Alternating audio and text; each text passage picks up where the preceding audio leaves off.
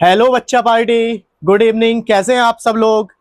हमने last class में discuss किया था बायोलॉजिकल क्लासिफिकेशन। उसके थोड़े से हमने जो टर्म्स वगैरह हैं उनको डिस्कस किया था। बट अब आज से जो हमने पहले लास्ट क्लास में डिस्कस किया था वो बेसिक टर्म्स थी। मैंने आपको बता दिया था कि कौन कौन से किंगडम है। Monera, Protista, Fungi, Plantae, Animalia. Cell structure क्या थी, बॉडी ऑर्गेनाइजेशन क्या थी, मोड ऑफ न्यूट्रिशन क्या था, ये सब हम ऑलरेडी डिस्कस कर चुके थे इन लास्ट टेबल। बट आज से हम बिल्कुल एकदम डिटेल में स्लो पढ़ेंगे, बट डिटेल में पढ़ेंगे और डीप पढ़ेंगे, जिससे आपको एक एक टर्म समझ में आ जाए। तो बेटा स्टार्ट करते हैं, ठीक है। सबसे पहले बायोलॉजिकल क्लासिफिकेशन। सबसे पहले बायोलॉजिकल क्लासिफिकेशन जो हमें इंट्रोड्यूस कराया गया था वो कौन थे, हमारे अरिस्टोटल। फादर ऑफ बायोलॉजी भी यही है और फादर ऑफ जूलॉजी भी यही है। Father of zoology, father of zoology और फादर ऑफ बायोलॉजी कौन है, अरिस्टोटल। इन्होंने ही फर्स्ट टाइम पे इंट्रोड्यूस किया था बायोलॉजिकल क्लासिफिकेशन। इनके अकॉर्डिंग अकॉर्डिंग टू हिम इन्होंने दी थी दो कैटेगरी, प्लांट्स और एनिमल्स। इन्होंने ना तो मोनेरा, प्रोटिस्टा, फंगी कुछ नहीं बताया था। ओनली टू कैटेगरी इनके द्वारा दी गई थी। पहले क्या थी, प्लांट्स, और सेकंड क्या थी, एनिमल्स। प्लांट्स को इन्होंने तीन सब कैटेगरी में डिवाइड किया था, हर्ब्स, श्रब्स और ट्रीज में। और एनिमल्स में किस में कैटेगरी में डिवाइड किया था, एनाइमा और इनाइमा। मोस्टली बायोलॉजिकल टर्म में अगर आपको कहीं पे किसी भी टर्म के आगे ए लिखा हुआ है तो उसका मोस्टली मतलब क्या होता है, एब्सेंट। और मोस्टली जहां पे आपने देखा होगा ई लिखा हुआ है उसका मतलब मोस्टली क्या होता है, प्रेजेंट। जैसे इसका एग्जांपल मैं आपको बता सकता हूं, ए बायोटिक और बायोटिक कंपोनेंट्स आपने पढ़े होंगे ना। ए बायोटिक कंपोनेंट्स मतलब बायोटिक कंपोनेंट्स नहीं है, बायोटिक कंपोनेंट्स यानी कि बायोटिक कंपोनेंट्स है। एक यू बैक्टीरिया आपने पढ़ा होगा, यू बैक्टीरिया मतलब ट्रू बैक्टीरिया बोला जाता है, वो अभी हम बाद में डिस्कस करेंगे। सबसे पहले टॉपिक पे वापस आते हैं। इन्होंने टू कैटेगरी दी थी, प्लांट्स और एनिमल्स। प्लांट्स की तीन सब कैटेगरी बनाई थी, हर्ब्स, श्रब्स और ट्रीज। ऐसी एनिमल्स में इन्होंने दो कैटेगरी बनाई थी, एनाइमा और इनाइमा। इनाइमा बेटा वे होते हैं आरबीसी, जिसमें एब्सेंट होगी। और आरबीसी की फुल फॉर्म क्या है, red blood cells. Red blood cells में क्या पाया जाता है, हीमोग्लोबिन, एचबी। और ये क्या काम करता है, O2 को लेके जाने काम करता है, यानी कि O2 को ट्रांसपोर्ट कौन करता है, हमारा हीमोग्लोबिन। ये अभी हम ब्लड सर्कुलेशन में पढ़ेंगे जब हम चैप्टर पढ़ाएंगे। अभी फिलहाल के लिए जिसमें आरबीसी नहीं है उनको बोला गया है इनाइमा, और जिसमें आरबीसी प्रेजेंट है उनको बोला गया है इनाइमा। इन्होंने दो ही कैटेगरी दी थी। इन्होंने ना तो मोनेरा, प्रोटिस्टा, फंगी किसी का भी जिक्र नहीं किया था। तो दोबारा से रिवीजन करते हैं। सबसे पहले बायोलॉजिकल क्लासिफिकेशन को इंट्रोड्यूस किसने किया था, अरिस्टोटल, जो फादर ऑफ जूलॉजी हैं, फादर ऑफ बायोलॉजी हैं। इन्होंने दो कैटेगरी में डिवाइड किया था, प्लांट्स और एनिमल्स। और इनमें भी प्लांट्स की इन्होंने तीन सब कैटेगरी बना दी थी, हर्ब्स, श्रब्स और ट्रीज। और एनिमल्स की दो सब कैटेगरी बना दी थी इन्होंने, इनाइमा और इनाइमा। इनाइमा मतलब विदाउट आरबीसी वाले ऑर्गेनिज्म, और इनाइमा आरबीसी वाले ऑर्गेनिज्म। अब हम पढ़ेंगे क्लासिफिकेशन के तीन types, artificial system of classification, natural system of classification और एक फाइलोजेनिक सिस्टम ऑफ क्लासिफिकेशन। इनको हम अब डिटेल में डिस्कस करेंगे। तो बच्चों हमने अभी पढ़ा था, हमने बायोलॉजिकल सिस्टम ऑफ क्लासिफिकेशन में अरिस्टोटल के बारे में पढ़ लिया था। उन्होंने टू कैटेगरी दी थी, प्लांट्स और एनिमल्स। प्लांट्स में तीन सब कैटेगरी दी गई थी, हर्ब्स, सर्ब्स और ट्रीज। और एनिमल्स में दो कैटेगरी दी गई थी, एनाइमा और इनाइमा। इनाइमा which organism who have not RBC, और इनाइमा जो है वो हैव आरबीसी। अब सिस्टम ऑफ बायोलॉजिकल क्लासिफिकेशन बेटा यहां से स्टार्ट होता है, और इसे हम एक एक करके डिटेल में पढ़ते जाएंगे। सबसे पहले क्या था, आर्टिफिशियल सिस्टम ऑफ क्लासिफिकेशन, फिर नेचुरल सिस्टम ऑफ क्लासिफिकेशन, फिर फाइलोजेनिक सिस्टम ऑफ क्लासिफिकेशन।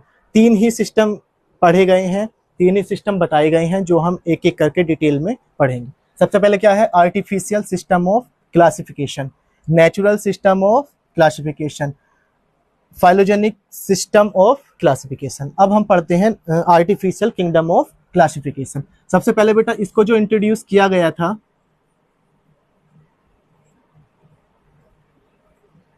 वो किसके द्वारा किया गया था, वो किसने किया था इंट्रोड्यूस? थियोफेरेस्टस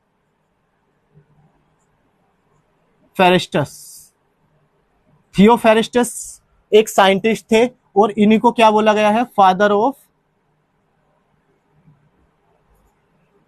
of botany. बॉटनी के फादर थियोफेरेटस है। इन्होंने ही सबसे पहले इंट्रोड्यूस किया था आर्टिफिशियल सिस्टम ऑफ क्लासिफिकेशन। अब बेटा इन्होंने कैसे डिवाइड किया था? इन्होंने जो इनका बेसिस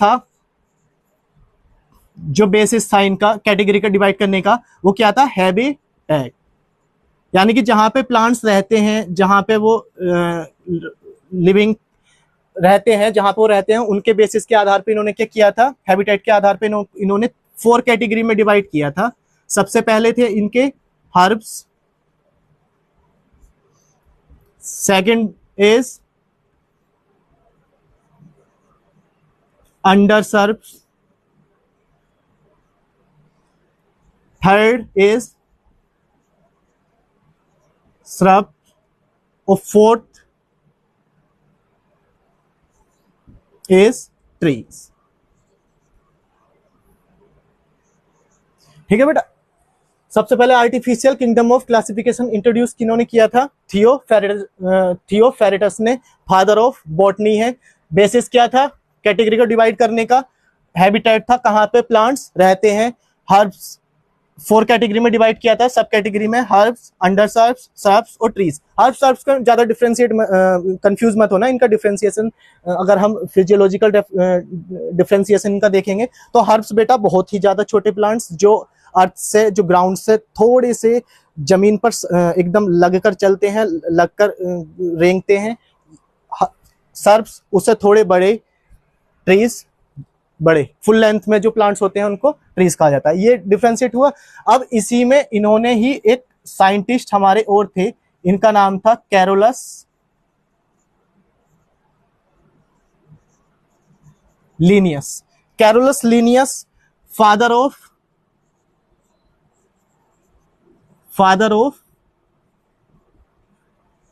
टैक्सोनॉमी।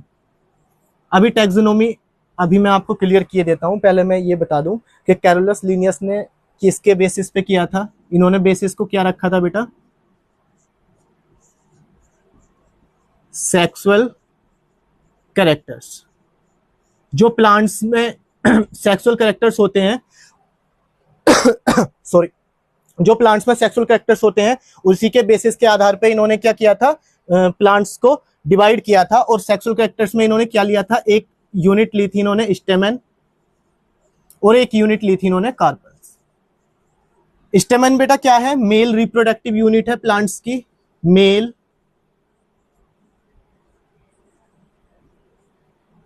Reproductive unit. और कार्पल्स क्या है? फीमेल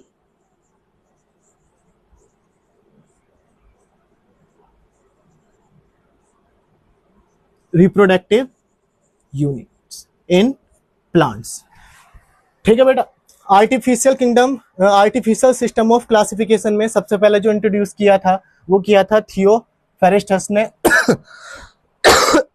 सॉरी, थियोफेरेस्टस ने, फादर ऑफ बॉटनी है। इन्होंने जो डिस्कवर्ड किया था इन्होंने जो इंट्रोड्यूस किया था वो बेसिस क्या था? हैबिटेट था।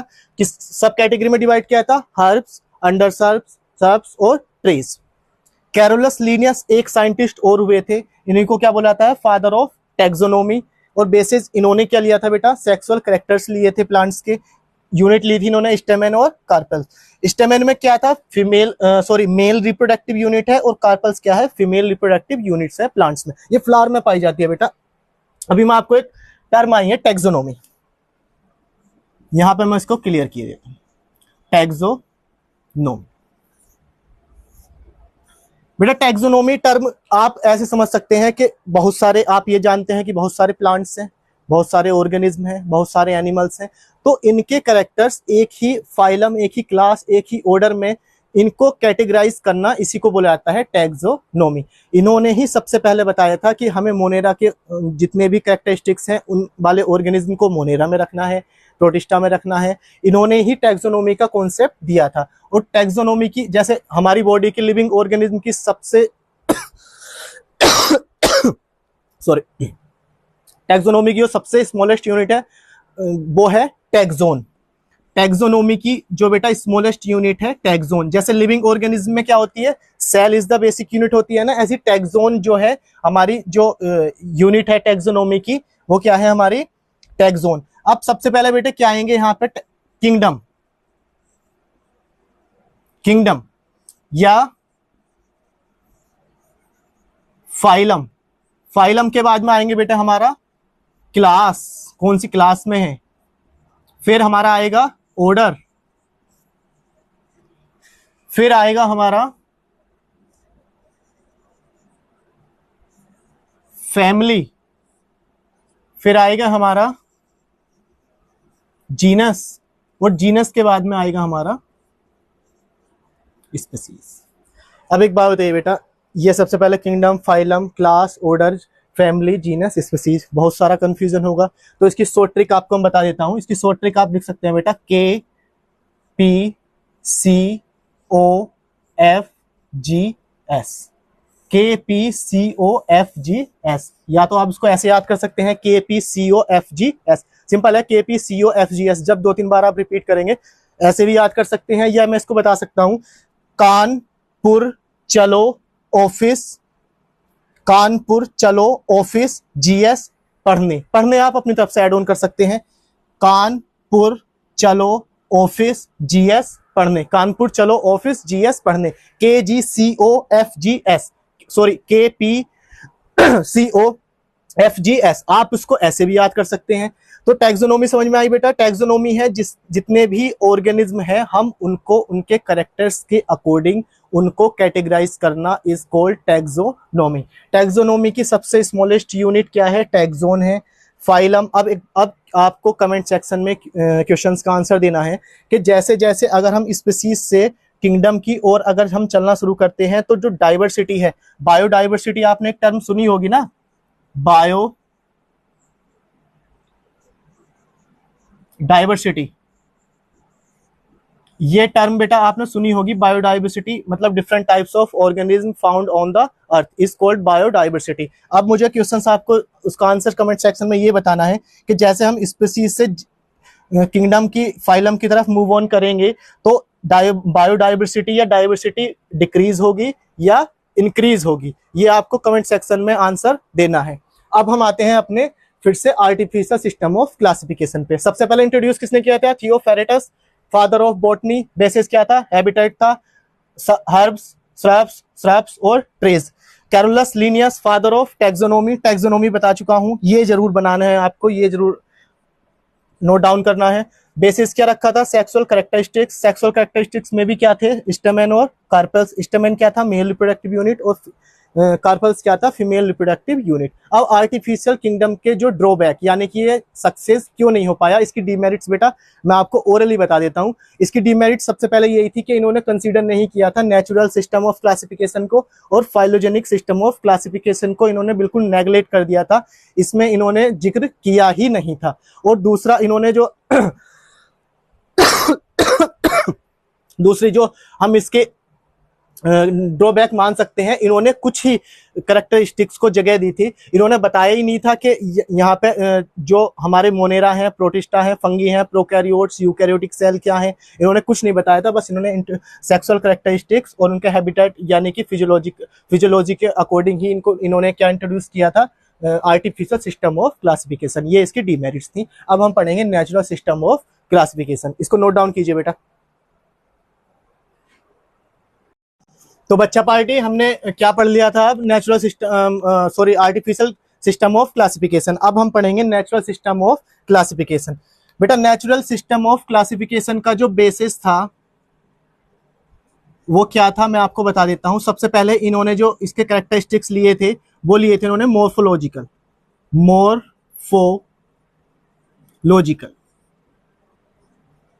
मैं इसके बारे में बस थोड़ा थोड़ा सा बताऊंगा। मोर्फोलॉजिकल मतलब बेटा वो प्लांट देखने में कैसा है, कैसी उसके स्ट्रक्चर्स हैं, आउटर स्ट्रक्चर्स कैसी हैं, देखने में कैसा है, स्मॉल है, ड्रॉप है, टॉल है, वो प्लांट्स, मोर्फोलॉजिकल। सेकंड इन्होंने कैरेक्टरिस्टिक्स लिया था बेटा रिप्रोडक्टिव। रिप्रोडक्टिव। थर्ड इन्होंने लिया था बेटा एम्ब्रियोलॉजिकल। एम्ब्रियोलॉजिकल कैसा फ्लावर में एम्ब्रियो पाया जाता है, कैसा फॉर्मेशन होता है। फोर्थ लिया था इन्होंने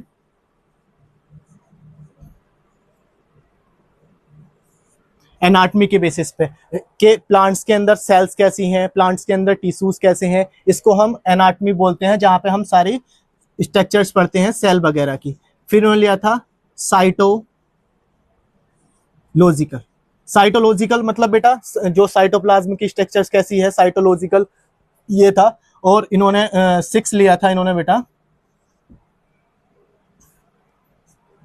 6 लिया था इन्होंने फिजियोलॉजिकल।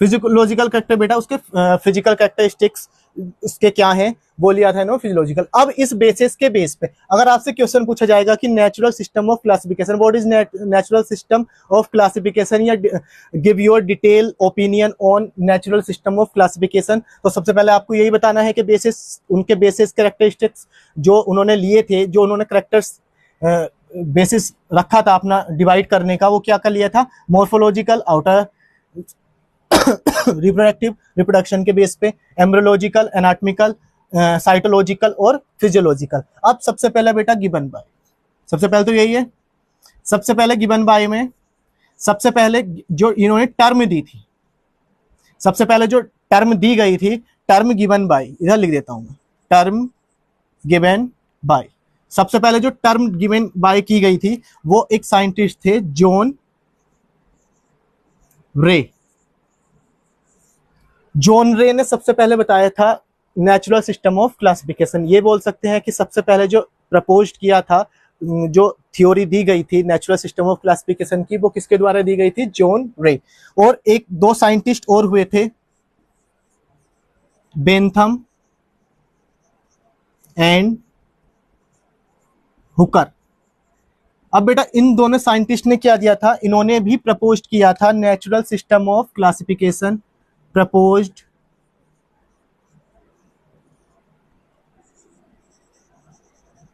नेचुरल, अब मैं शॉर्ट में लिख रहा हूं सिस्टम को, सिस्टम ऑफ क्लासिफिकेशन इन्होंने प्रपोज किया था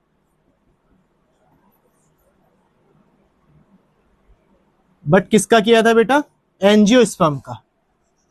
एंजियोस्पर्म प्लांट की सबसे टॉप मोस्ट सबसे डेवलप जो क्लास है वो हमारी कौन सी है, एंजियोस्पर्म्स। इन्होंने एंजियोस्पर्म्स के बारे में natural system of classification propose किया था ऑफ एंजियोस्पर्म। एंजियोस्पर्म क्या किया था, इन्होंने क्या कैटेगरी बना दी थी बेटा, 2 कैटेगरी में इन्होंने डिवाइड किया था, 2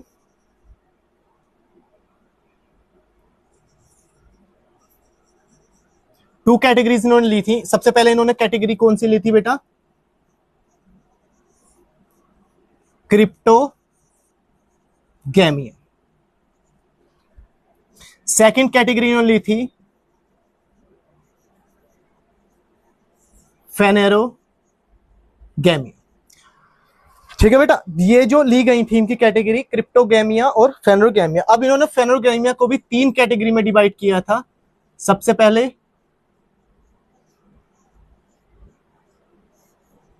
मोनोकोटिलिडन्स,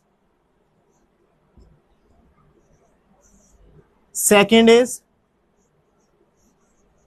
डाइकोटिलिडन्स, थर्ड इज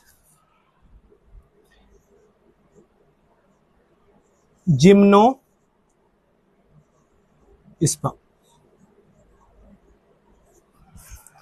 3 कैटेगरी डिवाइड, सबसे पहले इन्होंने 2 कैटेगरी डिवाइड की थी एंजियोस्पर्म से, क्रिप्टोगैमिया और फेनेरोगैमिया। फेनेरोगैमिया को भी 3 में डिवाइड कर दिया था इन्होंने, सबसे पहले मोनोकोटिलिडन्स और डाइकोटिलिडन्स और जिम्नोस्पर्म। अब बेटा सबसे पहले हम समझते हैं कि इन्होंने क्या क्या इंट्रोड्यूस किया था नेचुरल सिस्टम ऑफ क्लासिफिकेशन में। दोबारा से एक बार समझते हैं, नेचुरल सिस्टम ऑफ क्लासिफिकेशन जो कैटेगरी डिवाइड करने का बेस था वो क्या था, morphological characters, reproductive characters, embryological characters, anatomical character, cytological और फिजियोलॉजिकल करेक्टर। सबसे पहले जो टर्म गिवन की गई थी या सबसे पहले जो प्रपोज किया गया था वो किसके द्वारा किया गया था? जॉन रे। जॉन रे ने सबसे पहले इसको क्या किया था? प्रपोज किया था नेचुरल सिस्टम ऑफ क्लासिफिकेशन को।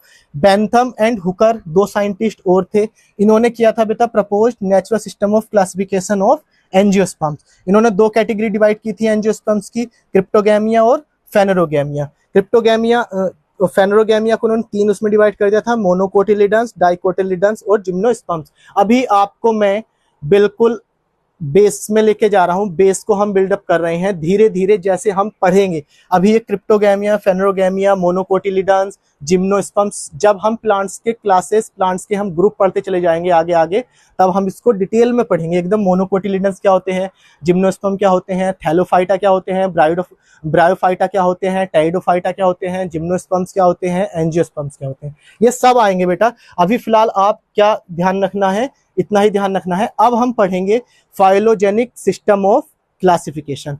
उसी में स्टार्ट होगा कि टू किंगडम ऑफ क्लासिफिकेशन किसने दिया था, किस बेस पे दिया था, कौन से ऑर्गेनिज्म ऐड किए गए थे, third kingdom of classification, fourth kingdom of classification. और याद कीजिए, रिमेंबर कीजिए, हमने लास्ट की क्लास में पहले से ही डिस्कस किया हुआ है, five kingdom of classification.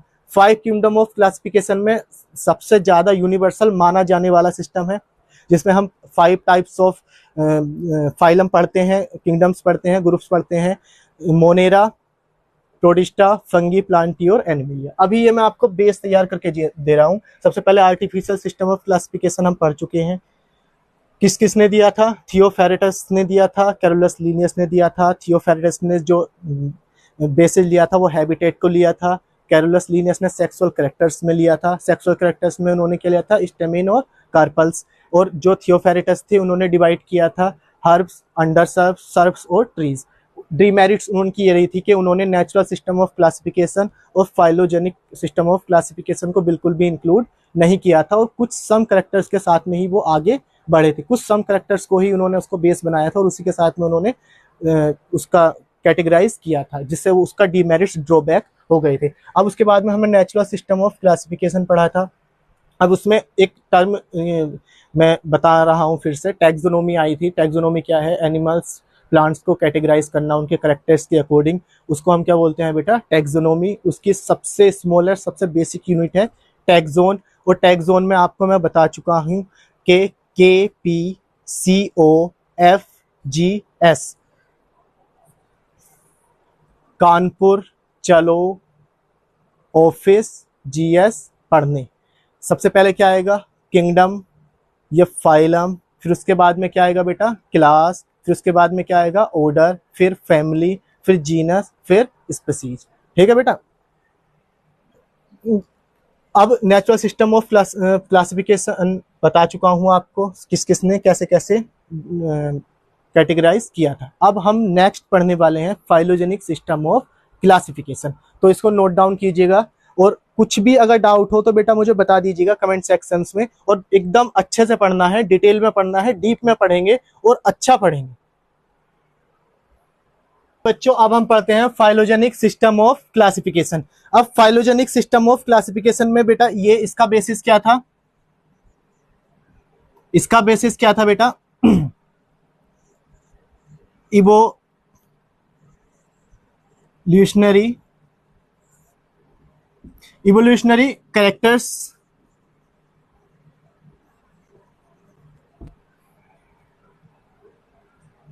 Evolutionary characters में बेटा इवोल्यूशन मतलब जैसे हम पीढ़ी दर पीढ़ी, जनरेशन टू जनरेशन, जैसे जैसे हमें चेंजेस आते जाते हैं, इसको ही हम क्या बोलते हैं? इवोल्यूशन बोलते हैं।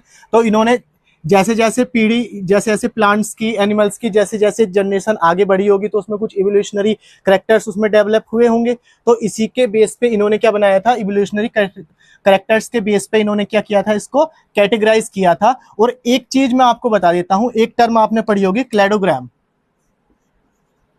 क्लैडोग्राम वेरी इंपॉर्टेंट है बेटा ये टर्म।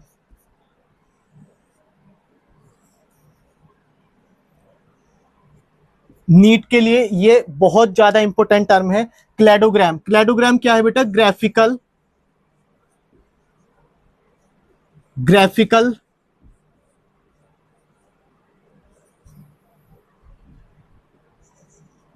रिप्रेजेंटेशन ऑफ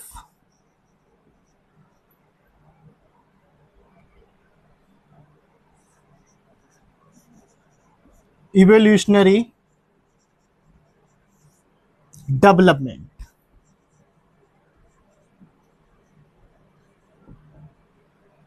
जो ग्राफिकल रिप्रेजेंटेशन हम इवोल्यूशनरी डेवलपमेंट का देंगे उसको हम क्या बोलेंगे, क्लेडोग्राम। अब सबसे पहले फाइलोजेनिक सिस्टम ऑफ क्लासिफिकेशन में सबसे पहले, अब यहां पे आप डालते जाएंगे, सबसे पहले जो आएगा हमारा two kingdom of classification, two kingdom of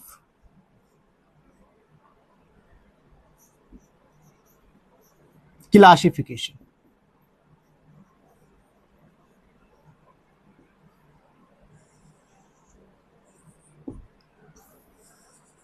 Two kingdom of classification given by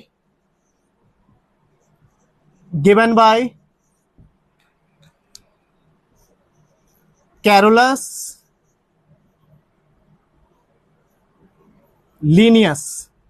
Carolus Linnaeus ने जो दिया था two kingdom of classification. Two kingdom of classification में इन्होंने बताया था कि एक क्या है, प्लांट्स हैं,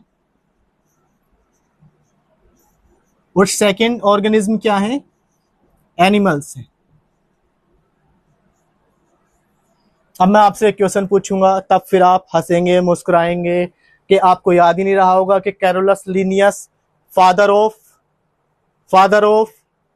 of taxonomy, two kingdom classification किसने दिया था, कैरोलस लीनियस ने, जिनको क्या बोला जाता है, टैक्सोनॉमी का फादर ऑफ टैक्सोनॉमी। इन्होंने बोला था कि एक प्लांट्स हैं और एक एनिमल्स हैं। प्लांट्स कैसे हैं, फिक्स्ड हैं,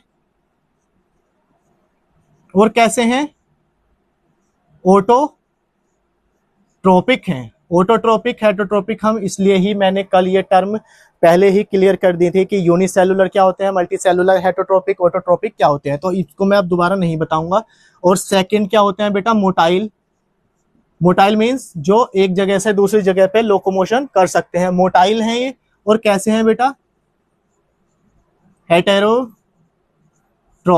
हेटेरोट्रोपिक जो है ये एनिमल्स क्या है, मोटाइल और हेटेरोट्रोपिक हैं। प्लांट्स कैसे हैं, फिक्स्ड हैं और ऑटोट्रोपिक हैं। ऑटोट्रोपिक में बता देता हूं कि which organism can make their own food but heterotrophic organism can not make their own food. ये अपना खाना खुद नहीं बना सकते हैं, ऑटोट्रोपिक अपना खाना खुद बना सकते हैं। ठीक है बेटा, ऑटोट्रोपिक और हेटेरोट्रोपिक बता चुका हूं। अब इसकी डीमेरिट्स क्या थी बेटा, डीमेरिट्स मैं आपको बता देता हूं। टू किंगडम ऑफ क्लासिफिकेशन में आपने दो तीन टर्म पढ़ी होंगी। इन्होंने सबसे पहले इन्होंने यूनिसेलुलर, कल बता चुका हूं, फिर से यहां पे मैं डाल देता हूं डीमेरिट्स, ड्रॉबैक डाल देते हैं। इस किंगडम के ड्रॉबैक क्या क्या थे।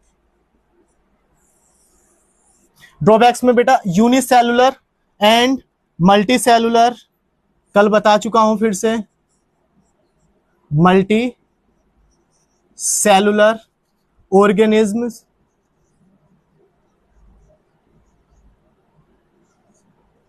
Not differentiated. इन्होंने बताया नहीं था कि यूनिसेलुलर और मल्टीसेलुलर ऑर्गेनिज्म को अलग अलग कैटेगराइज करना था। प्रोकैरियोट्स में कैसे थे, यूनिसेलुलर, प्रोटिस्टा में कैसे थे, यूनिसेलुलर। इन्होंने इसी को किस में इंक्लूड कर दिया, सबको प्लांट्स में इंक्लूड कर दिया। मोनेरा को इसमें प्लांट्स में ही इंक्लूड रखा। फंगी का नेचर कैसा था बेटा, बताइए आप, फंगी का नेचर कैसा था,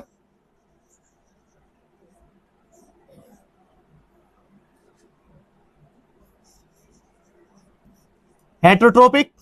हेटरोट्रोपिक मतलब फंगी अपने खाने के लिए, अपने फूड के लिए किसी और ऑर्गेनिज्म में डिपेंड रहेगा, बट इन्होंने फंगी को किस में इंक्लूड कर दिया, प्लांट्स में इंक्लूड कर दिया। फंगी हेटरोट्रोपिक है नेचर में और कैसा है, नॉन फोटोसिंथेटिक है, नॉन फोटोसिंथेटिक है, सिंथेटिक। बट इंक्लूड किसमें किया था, but included in plants, included in plants. अब मैं आपको एक इधर साइड में एक टर्म बताता हूं बेटा, लाइकेन। यहां पे लिख सकते हैं, लिख सकते हैं लाइकेन। अब बेटा लाइकेन कैसा रिलेशनशिप है, वेरी वेरी इंपॉर्टेंट। अब आप इसको आज समझ लीजिए। लाइकेन किससे मिलकर बना हुआ है, फंगी और प्लस एल्गी। फंगी और एल्गी के सिम्बायोटिक रिलेशनशिप को इज कॉल्ड लाइकेन, लाइकेन कहा जा सकता है। तो फंगी क्या देगा बेटा, हेटरोट्रोपिक है, खाना दे नहीं सकता है, तो ये कैसा होगा नेचर में, हेटरोट्रोपिक। एल्गी कैसे होंगे, ऑटोट्रोपिक। अब बेटा जब ये हेटरोट्रोपिक है फंगी, तो ये खाना तो बना नहीं सकता, तो ये एल्गी को क्या दे देगा, शेल्टर दे देगा, और इसके बदले में एल्गी इसको क्या दे देगा, वो इसको फूड दे देगा। तो ये इससे बोलेगा कि भाई तू मुझे रहने के लिए जगह दे दे और मैं तुझे खाने के लिए खाना दे दूंगा। और एक साथ जब ये आते हैं तो इस टर्म को, इस सिम्बायोटिक एसोसिएशन को क्या बोला जाता है, लाइकेन। लाइकेन किसका सिम्बायोटिक एसोसिएशन है, फंगी प्लस एल्गी का। फंगी हेटरोट्रोपिक नेचर का है, एल्गी ऑटोट्रोपिक नेचर का है। फंगी क्या देगा, शेल्टर देगा, एल्गी क्या देगा, खाना देगा। इन्होंने इसमें लाइकेन को क्या किया, लाइकेन कैसा एसोसिएशन है, सिम्बायोटिक एसोसिएशन है, बट लाइकेन इंक्लूडेड इन, फिर से अगेन इन प्लांट्स। इन्होंने लाइकेन के लिए कोई भी स्थान, कोई भी प्लेस अलग से कैटेगराइज नहीं किया, इसको भी क्या कर दिया इन्होंने, प्लांट्स में ही कैटेगराइज कर दिया। तो ये इसके कुछ ड्रॉबैक्स थे। Two kingdom of classification, Carolus, Linnaeus, father of taxonomy, दो चीजों में डिवाइड किया था, प्लांट्स और एनिमल्स। प्लांट्स कैसे बताया इन्होंने, फिक्स्ड और ऑटोट्रोपिक है। एनिमल्स कैसे बताया इन्होंने, मोटाइल और हेटरोट्रोपिक है।